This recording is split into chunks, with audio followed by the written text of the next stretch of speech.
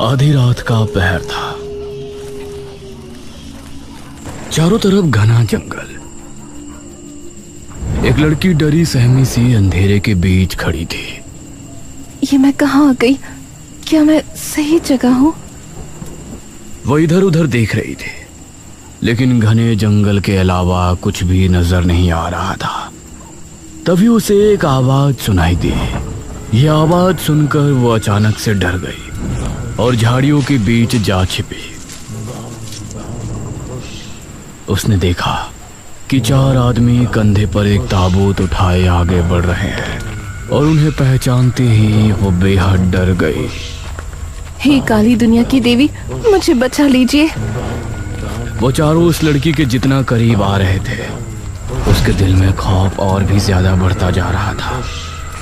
वो उस तक पहुंचने ही वाले थे, तभी अचानक उसे झटका लगा। अरे उठ दमयंती बेटी, क्या हो गया तुझे? वो नींद से जागी। उसने देखा कि उसकी माँ उसे जगा रही थी और वो पूरी तरह से पसीनों से भीगी थी। हाँ, हे भगवान, शुक्र है सपना ही था। ये रोजाना सोते समय क्या हो जाता है तुझे? पता नहीं माँ, क्यों रोज रोज एक ही सपना आता है, पता नहीं क्यों। दमयंती बिस्तर से उठी और फिर उसने अपने माँ बाप के साथ नाश्ता किया। उसके पिता एक किसान थे और खेती करके ही वो अपने और अपने परिवार का घर चलाते थे। एक शाम उसके पिता खेतों से वापस नहीं लौटे और शाम हो चली थी। ये कहाँ रह गए? मुझे बहुत चिंता हो रही है इनकी। माँ, मैं पिताजी को देख कर आती हूँ। अच्छा ठीक है बेटी, चल मैं भी तेरे साथ चलती हूँ। नहीं माँ, मैं चली जाऊंगी। आपके घुटनों में पहले ही दर्द है, आप यहीं आराम कीजिए। संभल के जाना बेटी। दमयंती अपने पिता को ढूंढने के लिए घर से निकली और खेतों की तरफ चली गई। वो खेतों में पहुंची तो सुनसान रास्ता और घना अंधेरा देखकर उसे डर लगने लगा।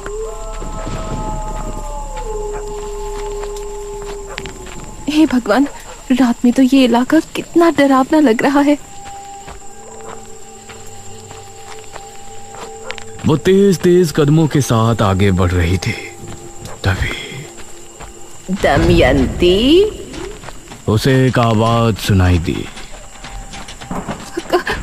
कौन कौन है? दमयंती, मेरे पास चली आओ। तुम अभी इस दुनिया के योग्य नहीं हो। ये आवाज सुनकर दमयंती बेहद डर गई। हे भगवान, मुझे ये आवाज बार बार क्यों सुनाई देती है? तभी उसे कुछ ही दूरी पर एक बड़े से पेड़ के नीचे एक आकृति दिखाई दी। कौन है? चली आओ दमयंती, तुम इस दुनिया के योग्य नहीं हो। ये देखकर उसके माथे पर पसीने आ गए और वो डरकर वापस से घर की तरफ भागी। लेकिन उसके कानों में बार बार वही आवाज आ रही थी। चली आओ दमयंती, तुम इस दुनिया के योग्य नहीं हो। दमयंती, मेरे पास चली आओ। तुम अभी इस दुनिया के योग्य नहीं हो। और लंबी लंबी सांसें लेने लगी।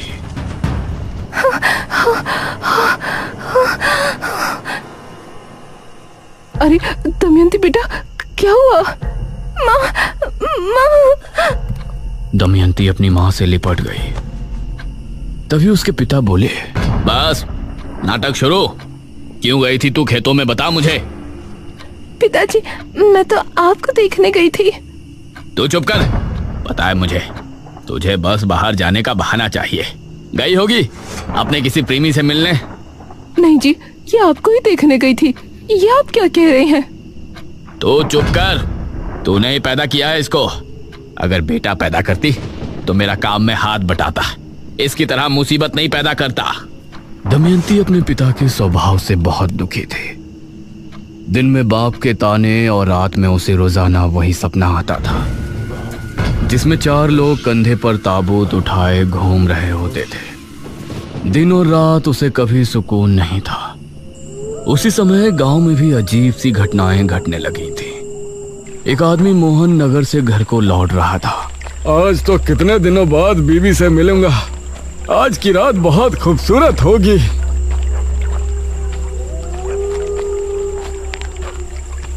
नौजवान, जरा इधर देखो। यह आवाज सुनते ही मोहन ने पीछे पलटकर देखा।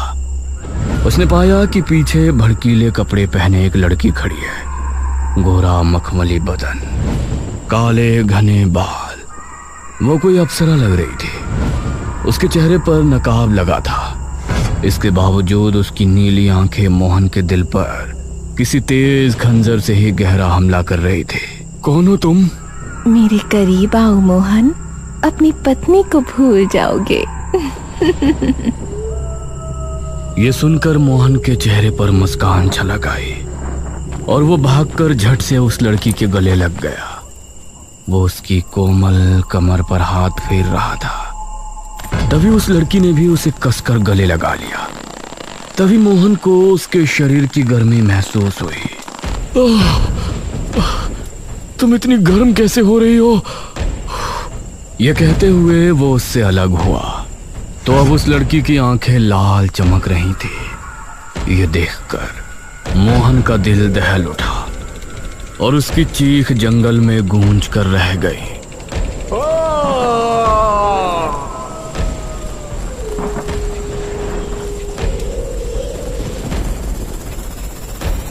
कुछ देर बाद मोहन की लाश एक पेड़ की डाल पर लटकी थी। उसका शरीर पूरी तरह से पीला पड़ा था। गांव के लोग इन घटनाओं से परेशान थे और दमयंती के साथ अभी भी उसके पिता की तरफ से बुरा व्यवहार चल रहा था। इसी तरह उसकी उम्र 25 साल हो गई थी और अब उसकी मां को उसके विवाह की चिंता होने लगी थी। हमारी दमयंती विवाह के योग्य हो गई है जी। हमें लड़का देखना शुरू कर देना चाहिए। क्या मतलब है तेरा? लड़का देखना शुरू कर देना चाहिए? क्या तेरे पास दान दहेज है उसे देने के लिए? अरे हमारा जो कुछ भी है उसी का तो है। कौन सा अपना बेटा है जो आपको संपत्ति उसके नाम करनी है? मैंने सोच लिया है, मैं उसका विवाह जमींदार से करवा दूंगा। ये आप क्या कह रहे हैं? जमींदार तो आपकी उम्र का है। आप हमारी पुत्री का विवाह उससे कैसे करवा सकते हैं? ये सब दमयंती अपने कमरे से सुन रही थी और मन ही मन वो अपने आप को कोस रही थी। मैंने उससे बात कर ली है, वो विवाह भी करेगा और हमें 50,000 स्वर्ण मुद्राएं भी देगा। क्या आपने अपनी पुत्री का सौदा कर लिया? 5,000 मुद्राओं के लिए आप उसको बेच देंगे? ये सुनकर दमयंती के पैरों तले जमीन निकल गई और वो उसी रात को अपने माता पिता के सोने के बाद घर से भाग निकली। कहते हैं इंसान का सबसे बड़ा दुश्मन उसका अकेलापन होता है, जो अब उसके साथ था। जिन अंधेरों से उसे डर लगता था अब वो उसका सामना कर रही थी।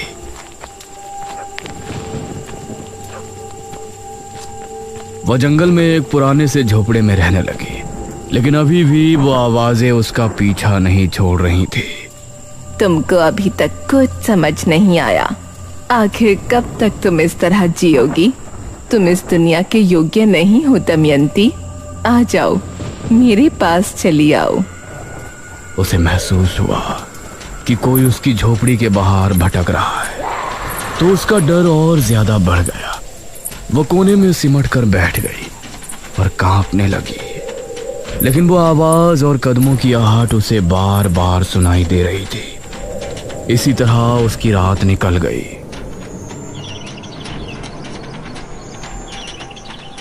मैं यहाँ नहीं रह सकती।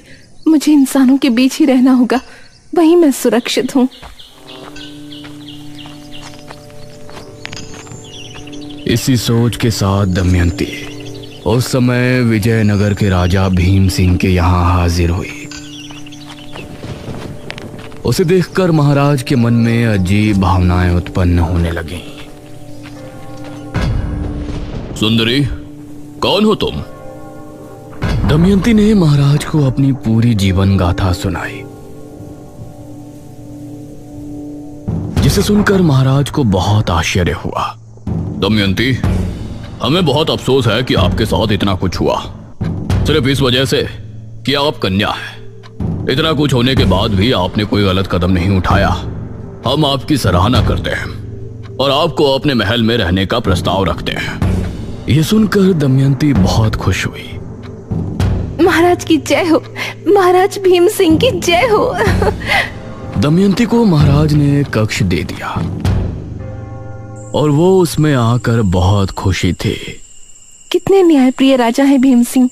जहाँ हमारे पिता ने हमें उनके घर में बोझ समझा, वहीं महाराज ने मुझे अपने इतने बड़े महल में जगह दे दी। ये तुम्हारी गलत सोच है दमयंती। तुम इस दुनिया के योग्य नहीं हो। मेरे पास चली आओ। यह आवाज सुनकर दमयंती ने अपने कानों पर हाथ रख लिया। नहीं। तभी उसके दरवाजे पर दस्तक हुई। दमयंती जी। उसने उठकर दरवाजा खोला तो एक सिपाही सामने खड़ा था। दमयंती, तुमको महाराज ने बुलाया है। क्या महाराज ने हमें बुलाया है इतनी रात में? जी, जल्दी चलिए वरना वो क्रोधित हो जाएंगे। यह सुनकर दमयंती उस सिपाही के साथ कक्ष से निकली और महाराज के कक्ष में पहुंची, जहां महाराज मदिरा पान कर रहे थे। आओ दमयंती, आओ, बैठो। यह सुन दमयंती उनके सामने जाकर बैठ गई। दमयंती, हमने तुमसे ज्यादा खूबसूरत कन्या अपने पूरे जीवन काल में नहीं देखी। महाराज, हमने भी आपके जैसा कोमल हृदय पुरुष अपने जीवन काल में नहीं देखा। हम सोच रहे थे आपको अपनी रानी बनाए, लेकिन ये क्या महाराज, ये आप क्या सोच रहे हैं? अगर आपकी जाति ऊंच होती तो हम आपको रानी बना लेते। महाराज, मैं आपकी दासी बनके ही खुश हूँ। मुझे रानी बनने का कोई लोभ नहीं। अवश्य, आप हमारी मुख्य दासी हैं। यह कहकर महाराज ने उसका हाथ पकड़कर उसे अपने करीब खींच लिया। महाराज, ये आप क्या कर रहे हैं? महाराज ने दमयंती को कसकर गले लगा लिया। तुम हमारी दासी हो, एक दासी का कर्तव्य पूर्ण कीजिए। यह सुनकर दमयंती हैरान रह गई। उसकी चीखें कक्ष के बाहर तक जा रही थी।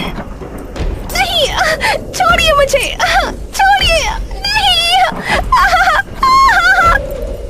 और उसके बाहर खड़ा पहरेदार भी उनको सुनकर मुस्कुरा रहा था।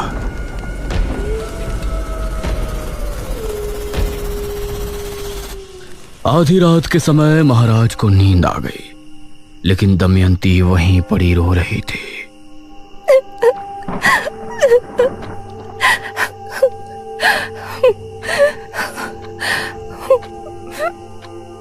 उसने एक बार महाराज की तरफ गुस्से से देखा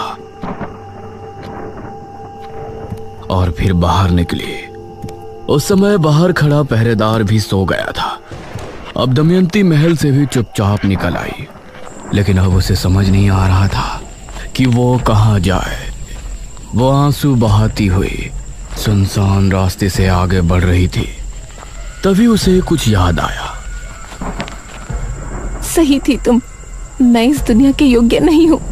कोई मुझे कुछ नहीं समझता। मुझे तुम्हारी जरूरत है। मुझे पता था कि तुम एक दिन मेरी पुकार जरूर सुनोगे। हाँ, अब मुझे समझ आ गया है। लेकिन अब तुमको भी मेरे सामने आना होगा। कहाँ हो तुम?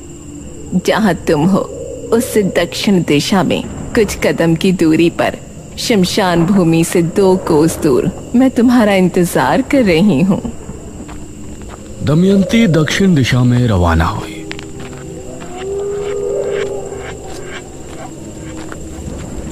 और कुछ कदम चलने के बाद वो शमशान भूमि पहुंची। उसके बाद 2 कोस चलने के बाद वो एक जगह पहुंची जहां उसने देखा एक स्त्री कुंड के सामने बैठी है। आओ दमयंती।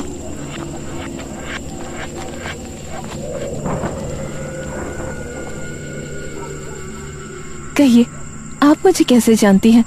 आपकी आवाज मुझ तक कैसे पहुंचती थी? वो सब मेरी शक्तियों का असर था। मैं एक सिद्ध तांत्रिका हूँ। मुझे तुम्हारी जरूरत है और तुमको मेरी। बहुत कम लोग ऐसे होते हैं जो भगवान के खेल को समझते हैं, जो हमेशा हम मनुष्य को परेशानी में डालता है, भूखमरी लाता है, भूकंप लाता है, कभी मनुष्यों द्वारा तो कभी सीधे तौर पर हमें परेशानियां, दुख, दर्द देता रहता है। लेकिन फिर भी लोग उसकी पूजा उपासना करते हैं। लेकिन मुझे पता था कि तुम एक दिन उसकी चालाकी समझ जाओगे और मेरे पास जरूर आओगे। हाँ, मुझे नफरत है इंसानों से। मुझे हर एक मर्द से नफरत है। मेरे पिता मुझे बोझ समझते थे और जिस राजा ने मुझे अपने महल में पनाह दी, उसने मेरे साथ वो किया जो उसे शोभा नहीं देता। और ये सब मेरे साथ तब हुआ जब मैं भगवान को बहुत कुछ समझती थी। लेकिन अब मुझे भगवान में विश्वास नहीं है। नहीं है वो। बहुत अच्छे। लेकिन तुमको मेरी मदद करके क्या मिलेगा? तुमने मुझे ही क्यों चुना? मेरी उम्र 30 वर्ष हो गई है। अब मुझे एक महाविद्या करने के लिए एक शिष्य की जरूरत है।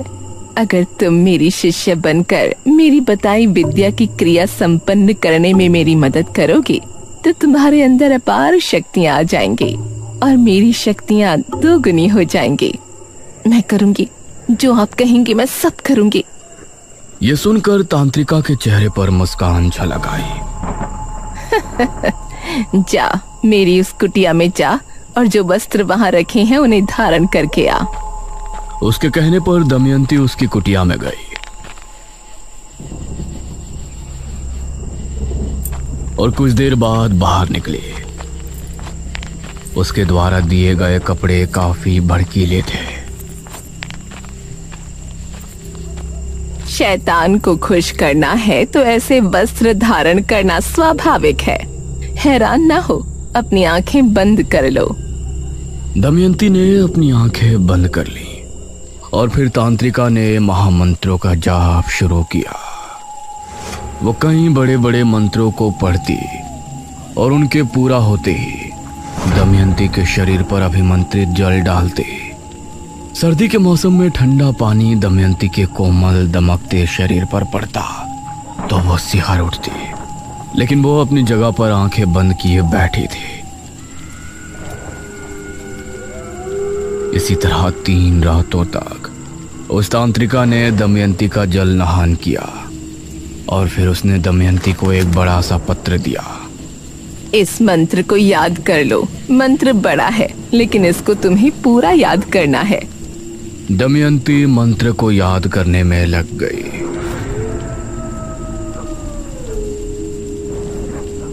वह पूरे दिन उस पत्र को लेकर बैठी रहती और करीब 4 दिनों में जाकर तांत्रिका, अब मुझे वो मंत्र पूरा याद हो गया है। बहुत अच्छे। ये कहकर तांत्रिका ने दमयंती के सामने एक मटका रखा और बोली, आज से तुमको मध्य रात्रि से लेकर सुबह होने तक वही मंत्र पढ़ना है और हर मंत्र के पूर्ण हो जाने पर इस मटकी के पानी में फूंकना है। जी, जैसा आप बोले। ये कहकर दमयंती वो क्रिया करने में लग गई। अब तांत्रिका अपनी कुटिया में आराम करने लगी और दमयंती ने पूरी रात मंत्रो जाप किया। सुबह सूरज निकलने से पहले तांत्रिका उसके पास पहुंची। बहुत अच्छी दमयंती, अब तुम विश्राम कर सकती हो। ये सुनकर दमयंती खड़ी हुई और फिर कुटिया में चली गई और वो तांत्रिका उस मटकी को लेकर घने जंगल की तरफ चली गई। ये तांत्रिका कहाँ चली गई?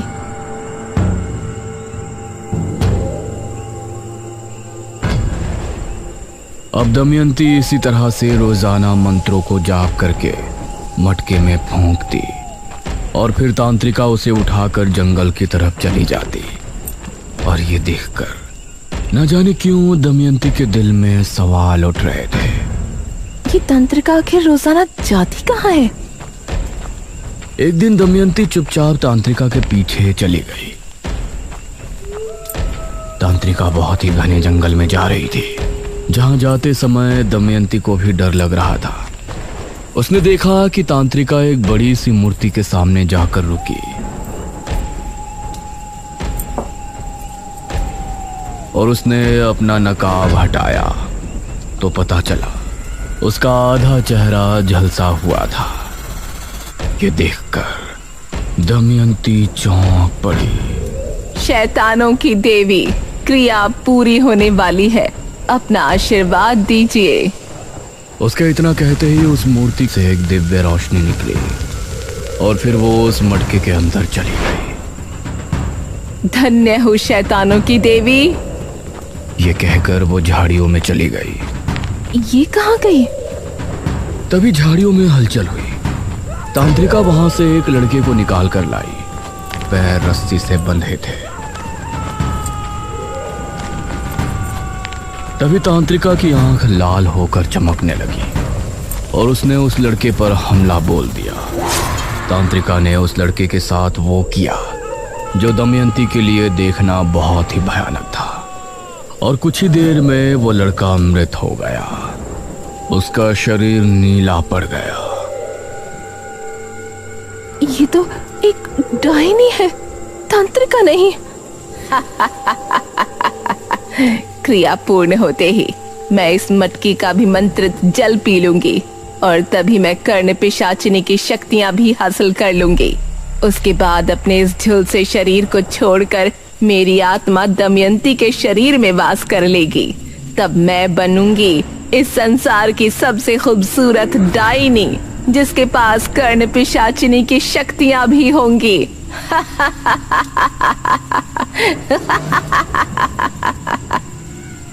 ये सुनकर दमयंती के पैरों तले जमीन निकल गई। वो वहां से भागी और चुपचाप आकर अपनी जगह पर लेट गई। अब मैं क्या करूं? ये सिर्फ मेरा इस्तेमाल कर रही है। ये मुझसे क्रिया करवा रही है जिससे ये किसी कर्ण पिशाचिनी की शक्तियां हासिल कर लेगी और मेरे शरीर में वास कर लेगी। इसका मतलब मैं मर जाऊंगी। दमयंती को अब बहुत ही बुरा लग रहा था, लेकिन इस बार उसने इस मुसीबत से निकलने का एक हल खोज लिया था।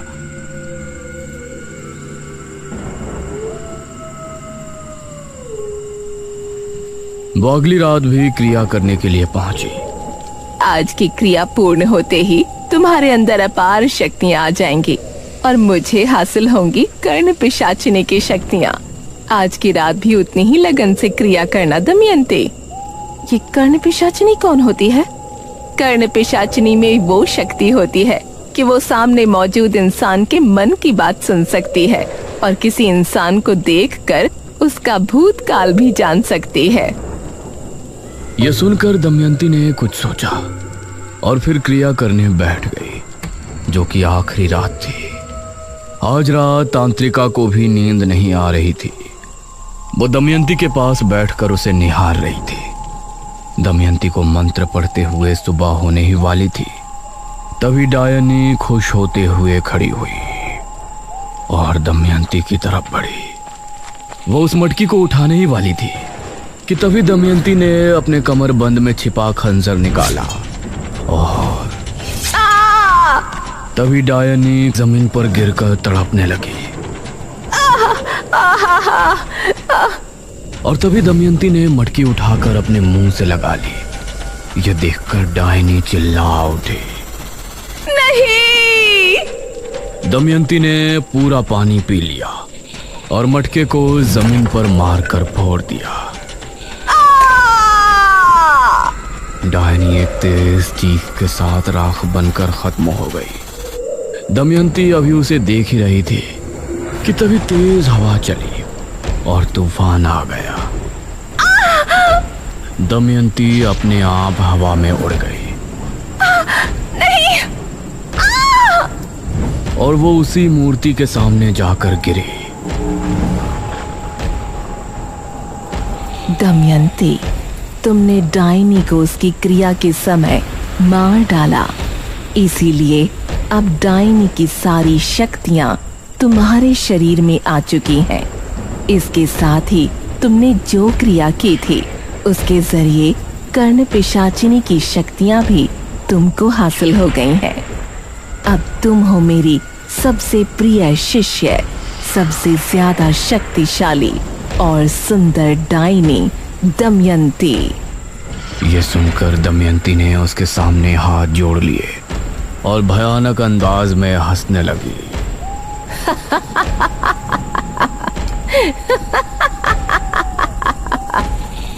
दमयंती के साथ आगे क्या होगा और उसका निशिर मूलों के साथ क्या संबंध है, ये जानने के लिए बने रहिए ताबूत के अगले भाग में भी।